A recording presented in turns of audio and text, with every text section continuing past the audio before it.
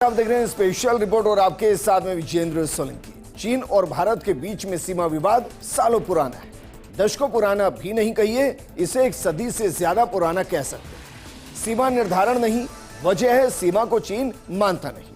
लेकिन सवाल है, क्या सच में चीन की सेना अरुणाचल प्रदेश में 60 किलोमीटर अंदर तक घुस गई?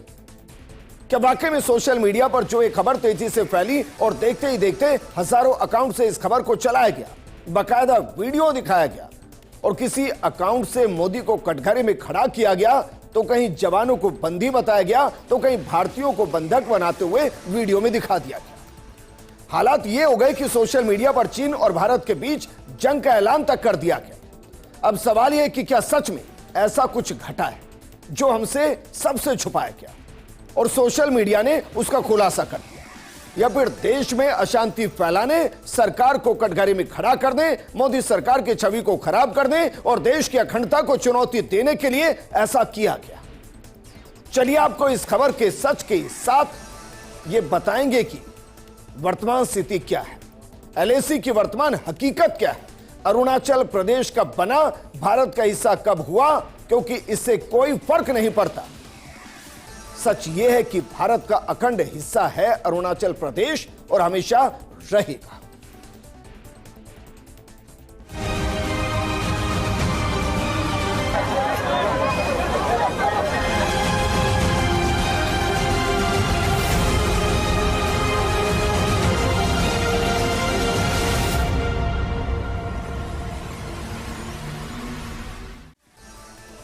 सोशल मीडिया को जिम्मेदारी समझनी पड़ेगी, क्योंकि ये देश की अखंडता का मामला है और वैसे भी भारत चीन सीमा से जुड़ी खबरें हमेशा संवेदनशील मानी जाती है। ऐसे में किसी भी अपुष्ट वीडियो या संदेश के वायरल होने से भ्रम फैल सकता है और यही वजह है कि सरकार ने लोगों से अपील की है कि सीमा सुरक्षा जैसे अहम मुद्दों पर केवल आधिकारिक स्रोतों से मिली जानकारी पर ही भरोसा किया जाए। लेकिन सोशल मीडिया में एक बाढ़ आई, किसी एक ने वीडियो को बनाया और उसके बाद देखते ही देखते व्यूज के चक्कर में एक ऐसी सुनामी आई जिसमें हजारों अकाउंट से वीडियो शेयर किया गया। अब इसमें से बहुत से ऐसे होंगे जिन्होंने कभी एलएसी को पढ़ा भी नहीं होगा, जिनको यह भी नहीं पता होगा कि एलएसी कितने किलोमीटर की है और कितने और कौन कौन से प्रदेशों से होकर गुजर रही है, लेकिन उन्होंने अकाउंट से वीडियो शेयर किया और उसके बाद व्यूज और शेयर के चक्कर में लगातार वीडियो बनते चले गए। हम आपको कुछ अकाउंट दिखा रहे, जिन अकाउंट के जरिए ऐसा हुआ। ऐसे वैसे तो हजारों अकाउंट हैं जिनसे वीडियो शेयर हुए, लेकिन जरा देखिए क्या कहा गया। अरुणाचल प्रदेश चीन का बड़ा दुस्साहस। आगे देखिए, चीन की सेना घुसी और अरुणाचल प्रदेश के अंदर 60 किलोमीटर तक घुस गई। और देखिए जरा, ये कुछ अकाउंट है। कहां हो मोदी जी, चीन घुस गया भारत की सीमा में, कहां है भारत की सेना? आगे देखिए, ये गोलियों की आवाज वीडियो में साफ सुनाई दे रही है। सीमा पर गोलीबारी, दोनों देशों में अलर्ट, सेना तैनात, स्थिति गंभीर। चीन ने भारतीय सीमा पार की। आप सोचिए, ये अकाउंट से शेयर किए गए और देखिए, किसी से 1000 शेयर है, किसी से 10,000 शेयर है, किसी पर लाखों व्यूज हैं। ये सब की सब घटनाएं फेक है, पूरे तरीके से फेक है। इन वीडियो में बताया गया है कि चीनी सेना भारत की सीमा के भीतर 60 किलोमीटर तक घुस आई। अरुणाचल प्रदेश के ऊपरी सुबासरी जिले के तकसिंग क्षेत्र में चीनी सेना 60 किलोमीटर अंदर घुसने और नए कैंप बनाने की खबरें सामने आई। दावा इतना गंभीर कि स्वाभाविक तौर पर लोगों के बीच चिंता और सवाल पैदा हो गए। लेकिन क्या वास्तव में ऐसा हुआ है? सरकार ने इस दावे पर स्थिति को पूरे तरीके से स्पष्ट किया है, लेकिन भारत सरकार ने इनको खारिज करने के साथ एक एडवाइजरी भी जारी की। केंद्रीय मंत्री किरण रिजिजू और भारतीय सेना का कहना है कि क्षेत्र में सीमा का औपचारिक निर्धारण नहीं हुआ, इसलिए दोनों देशों की एलएसी को लेकर अलग अलग धारणा है। रिजिजू के मुताबिक ऐसी स्थिति में दोनों पक्षों की गश्त कभी कभी एक दूसरे के दावे वाले क्षेत्रों तक पहुंच जाती है, लेकिन इसको किसी भी हालत में कब्जा या घुसपैठ नहीं कह सकते। तो फिर इसको क्या कहेंगे अगर ऐसा कुछ घटता है? इसके लिए एक शब्द है, वो शब्द क्या है जरा देखिए। इन दो शब्दों के बीच के अंतर को समझना पड़ेगा। एक शब्द होता है घुसपैठ और दूसरा शब्द होता है ट्रांसग्रेशन। घुसपैठ मतलब किसी एक ऐसे हिस्से में पहुंच जाना जहां आपको पहुंचने की परमिशन नहीं है। दूसरा, ट्रांसग्रेशन, एक ऐसे हिस्से में पहुंच जाना जहां आप गलती से पहुंचे, आपकी मंशा बिल्कुल नहीं थी उस हिस्से में पहुंचने की। तो दरअसल जो घटा है वो ट्रांसग्रेशन घटा है, लेकिन वो भी कहा जा रहा है कि ऐसा हो सकता है और भारतीय सेना भी ऐसा कई बार करती है, लेकिन वो 60 किलोमीटर का हिस्सा नहीं। अब जरा समझिए असली खबर क्या थी जो शायद पब्लिक डोमेन में बहुत अच्छे से नहीं आ पाई, क्योंकि कुछ घटा जरूर है। घटा क्या है वो जरा देखिए। पिछले दिनों अरुणाचल प्रदेश से लगी भारत तिब्बत सीमा पर चीन की तरफ से नई सड़क बनाए जाने का खुलासा हुआ और यह ताजा सैटेलाइट तस्वीरों के जरिए हुआ। यह सड़क उस विवादित क्षेत्र के दो बस्तियों को जोड़ती है जो 1959 से चीन के नियंत्रण में है। कब से? 1959 के दौर से नियंत्रण में है चीन की, और वर्तमान में वास्तविक नियंत्रण रेखा जिसे LAC कहते हैं उसके पास है। नई सड़क 2021 में बसाए गए एक गांव को 2026 में विकसित की गई नई बस्ती से जोड़ती है। एक बार फिर क्लियर कर दें, ये दोनों ही गांव और ये दोनों ही बस्तियां उस हिस्से में जिस पर चीन का कंट्रोल 1959 से है। इन बस्तियों में हेलीपैड और सीमेंट प्लांट जैसे दोहरे उपयोग वाली सुविधाएं भी दिखाई देती हैं। अब विशेषज्ञों का मानना है कि सीमा पर चीन का तेजी से बढ़ता बुनियादी ढांचा भारत के लिए रणनीतिक चुनौती है और इसी के जवाब में भारत भी अरुणाचल प्रदेश में सड़क, सुरंग, अन्य सीमा परियोजनाओं को तेजी से आगे बढ़ा रहा है। तो ऐसा नहीं है कि चाइना वहां कर रहा है, भारत भी कर रहा है और बाकायदा भारत के अंदर, अरुणाचल प्रदेश के अंदर मोदी का मिशन इंफ्रास्ट्रक्चर चल रहा है। तो ये तो भूल जाइए कि 60 किलोमीटर उनकी सेना हमारे यहां गई, यह अब संभव नहीं है। यह नया भारत है, लेकिन भारत नया होते हुए कितनी मजबूती से अपने बॉर्डर इलाकों को मजबूत कर रहा है उसका एक उदाहरण जरा इन परियोजनाओं पर गौर कीजिए। सबसे पहले अरुणाचल फ्रंटियर हाईवे NH 913, दूसरी ईस्ट वेस्ट इंडस्ट्रियल कॉरिडोर, तीसरा बॉर्डर रोड्स ऑर्गेनाइजेशन और चौथा वाइब्रेंट विलेज प्रोग्राम। ये मोदी के वो 4 प्रोग्राम हैं जो चाइना की आंखों में खटक रहे हैं, क्योंकि इससे भारत बॉर्डर इलाके के अंदर न सिर्फ मजबूत हो रहा है बल्कि सेना तेजी से वहां पहुंचने में कामयाब हो रही है।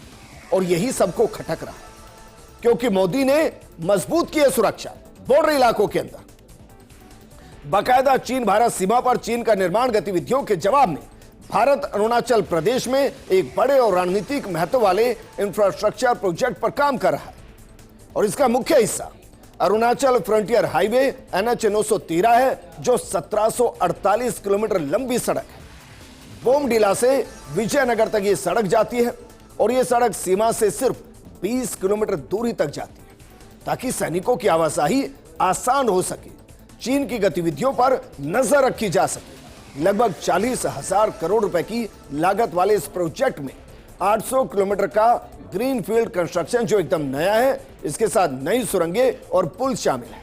इसे 9 पैकेज में बनाया जा रहा है और 2029 तक इसे पूरा करने का लक्ष्य है। कुल 2178 किलोमीटर लंबे 6 और कनेक्टिंग कॉरिडोर, जिसे मौजूदा वक्त में ट्रांस अरुणाचल हाईवे और ईस्ट वेस्ट इंडस्ट्रियल कॉरिडोर के साथ कनेक्ट करने के लिए बनाया जा रहा है। इसके अलावा जिसका जिक्र हम करें VVP, ये मोदी की परियोजना है, वाइब्रेंट विलेजेस प्रोग्राम, ये भी तेजी से चल रहा है और ये भी चाइना की आंखों में खटक रहा है क्योंकि इसका मकसद दूर दराज के सीमावर्ती इलाकों में बसे गांवों का विकास करना है ताकि वहां के लोगों का पलायन रोका जा सके। इस प्रोग्राम के पहले चरण में 5 सीमावर्ती राज्यों के 662 गांवों को शामिल किया गया, जिसके लिए 4,800 करोड़ रुपए का बजट रखा गया और इस पैसे से सड़कें, पर्यटन प्रोजेक्ट और सार्वजनिक इंफ्रास्ट्रक्चर बनाए जाएंगे। वहीं दूसरे चरण में 2028-29 तक 6,839 करोड़ के बजट के साथ और भी राज्यों को शामिल किया गया। खासतौर पर अरुणाचल में 122 सीमावर्ती गांवों तक फीडर सड़कें बनाई जा रही हैं। साथ ही विलेज वाइब्रेंट प्रोजेक्ट के तहत मंजूर 1022 किलोमीटर लंबी सड़कें और कम्युनिटी सेंटर भी बनाए जा रहे हैं ताकि वहां अगर चाइना थोड़ी सी भी हिमाकत करने की कोशिश करे तो सेना वहां उसको स्वागत करते हुए नजर आए। सिर्फ इतना नहीं, बीते 12 सालों के अंदर बॉर्डर इलाके के अंदर सड़कों का इतनी तेजी से काम हुआ है जितना आजादी के बाद से अब तक नहीं हुआ है। और वहीं एलएसी के नजदीक बीआरओ प्लान भी किया जा रहा है, यानी कि बॉर्डर रोड्स ऑर्गेनाइजेशंस।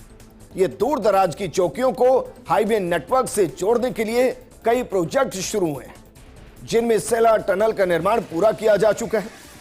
बुनियादी ढांचे का यह विस्तार सीधे तौर पर चीन द्वारा सीमा पर 600 से ज्यादा डिफेंस विलेज और नए एयरफील्ड बनाने का जवाब है। और इसका मकसद ग्रामीण इलाकों से लोगों के पलायन को रोकना, जमीन पर भारत की सेना की मौजूदगी को मजबूत करना है। तो ये जो खबरें आप देखते हैं ना सोशल मीडिया पर कि चाइना ने इतने गांव बना लिए हैं, चाइना इतनी सरहद क्रॉस करके आ गया है, ये सब झूठ है।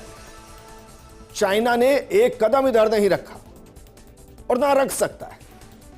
डोकलाम में उसने हिमाकत करने की कोशिश की थी, उसके बाद क्या हुआ ये सब जानते हैं। 5 फिंगर्स के अंदर उसने भारत की तरफ बढ़ने की कोशिश की थी, उसके बाद क्या हुआ वो सब जानते हैं। और यह विवाद आज से नहीं है, यह विवाद 1914 से है। हालांकि 1962 की जंग के बाद यह विवाद और गहरा है, लेकिन आपको समझना पड़ेगा कि जो एक रेखा है ही नहीं। हम इसलिए कह रहे हैं क्योंकि जो मैकमोहन रेखा है उसको चाइना मानता ही नहीं है, और यह शुरुआत 1912 से होती है। दरअसल 1912 तक भारत और तिब्बत के बीच कोई सीमा रेखा नहीं थी, क्योंकि यह क्षेत्र ना अंग्रेजों का और ना ही किसी मुगलों के अधीन रहा। लेकिन 1914 में अरुणाचल प्रदेश में प्रसिद्ध बौद्ध स्थल त्वांग मठ मिला। इसके बाद सीमा निर्धारण करने का फैसला किया गया। 1914 में तिब्बत, चीन और ब्रिटिश अधिकारियों ने बैठक की। शिमला समझौते के तहत हुई इस बैठक में सीमा निर्धारण करने का फैसला हुआ। शिमला समझौते में भी चीन ने हर बार की तरह तिब्बत को स्वतंत्र देश नहीं माना। ब्रिटिश अंग्रेजों ने दक्षिणी तिब्बत और त्वांग को भारत में मिलाने का फैसला किया, और इस बात से नाराज चीन ने G20 RIIG मीटिंग बैठक का बहिष्कार कर दिया, जो मार्च 2023 में ईटानगर अरुणाचल प्रदेश में आयोजित हुई थी। हालांकि वहां के नागरिकों ने इसे स्वीकार कर दिया और बाद में चीन ने 1950 में तिब्बत पर हमला बोलकर अपने में मिला लिया। चूंकि तिब्बत में बौद्ध धर्मों को मानने वाले ज्यादा हैं, इसलिए चीन चाहता था कि बौद्धों की दृष्टि से महत्वपूर्ण स्थल त्वांग पर उसका अधिकार रहे, और इसलिए चीन बार बार अरुणाचल प्रदेश को चीन का हिस्सा बताता है। दरअसल चाइना को एक और चीज खटक रही है। चाइना को दलाई लामा का भारत में होना खटक रहा है, और अब वो दौर चल रहा है जब दलाई लामा को अपने उत्तराधिकारी को चुनना है, और चाइना चाहता है कि उत्तराधिकारी को वो चुने, अपने इशारों पर चुने, अपने मनचाहे को चुने, ताकि पूरे बौद्ध धर्म के अनुयायियों को वो चाइना की तरफ वापस शिफ्ट कर सके। दलाई लामा ये नहीं चाहते।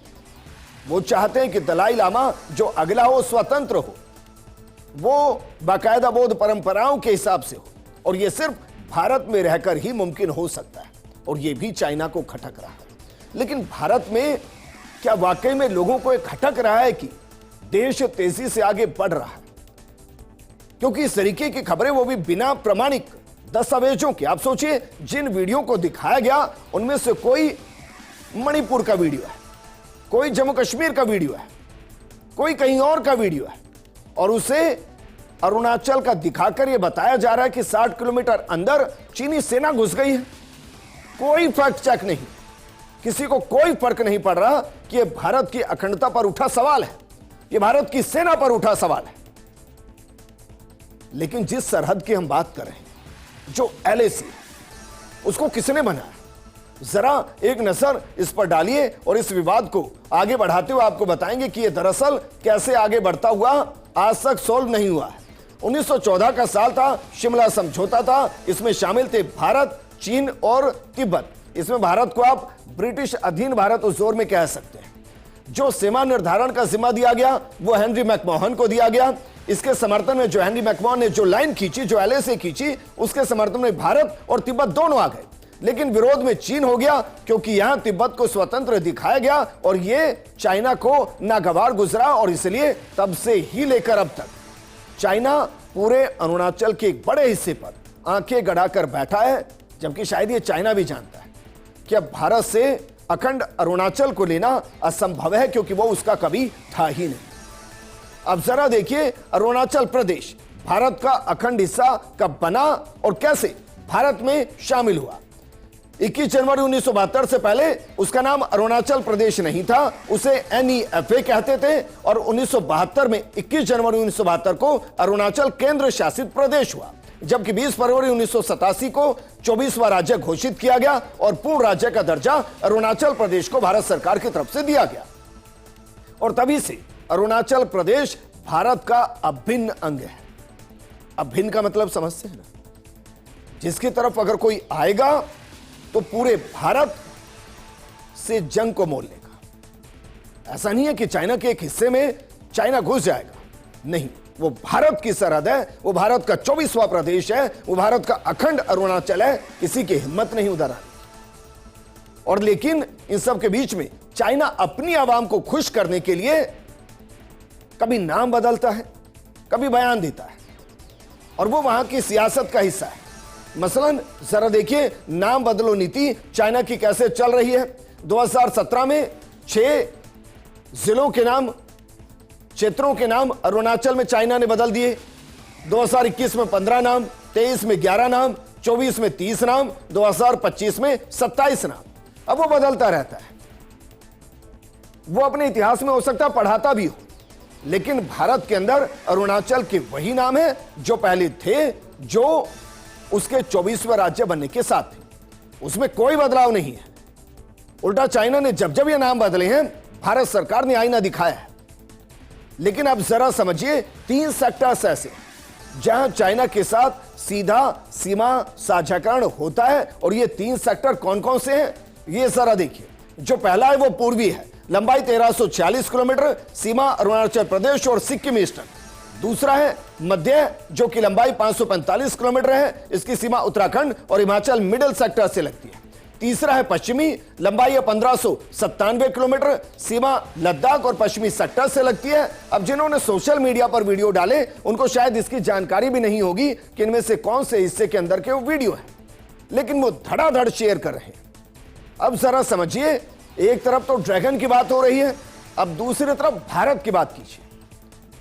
भारत कितना मजबूत हो चला है आज के दौर में। ड्रैगन न सिर्फ हिंद महासागर में, बल्कि ड्रैगन अपने इंटरनल पॉलिटिक्स में भी फंस गया है। और क्यों प्रधानमंत्री मोदी के नेतृत्व वाले भारत से ड्रैगन डर रहा है, उसको समझने के लिए जरा समझिए वो कहां फंस चुका है। सबसे पहले दलाई लामा का उत्तराधिकारी ये भारत के अंदर चुना जाएगा, क्योंकि दलाई लामा भारत के अंदर है, और अगर ऐसा हुआ तो ये चाइना की एक करारी हार होगी, क्योंकि हमेशा से चाइना कहता आया कि अगला दलाई लामा वो चुनेगा। दूसरा, मोदी का मिशन महासागर, जो चाइना का स्ट्रिंग ऑफ पर्ल्स है, उसके अगेंस्ट मोदी ने हिंद और प्रशांत महासागर के अंदर बाकायदा महासागर मिशन लॉन्च किया है, जिसमें सेशल्स, उसके बाद इंडोनेशिया, ऑस्ट्रेलिया और न्यूजीलैंड। और सोचिए, इंडोनेशिया के अंदर मलक्कम पोर्ट जो है, वहां से 85% चाइना का व्यापार होता है, जहां मोदी ने अब ब्रह्मोस टिका दी है, क्योंकि इंडोनेशिया के साथ ब्रह्मोस का सौदा हो चुका है।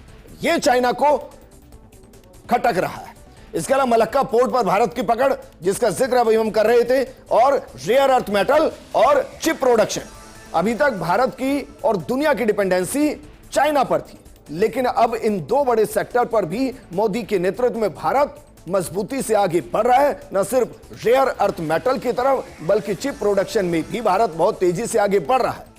अब जरा सोचिए, क्षेत्रीय चुनौती चाइना को भारत दे रहा है, सांस्कृतिक चुनौती चाइना को भारत दे रहा है, व्यापारिक चुनौती और आर्थिक चुनौती चाइना को भारत दे रहा है, और यह चाइना को खटक रहा है।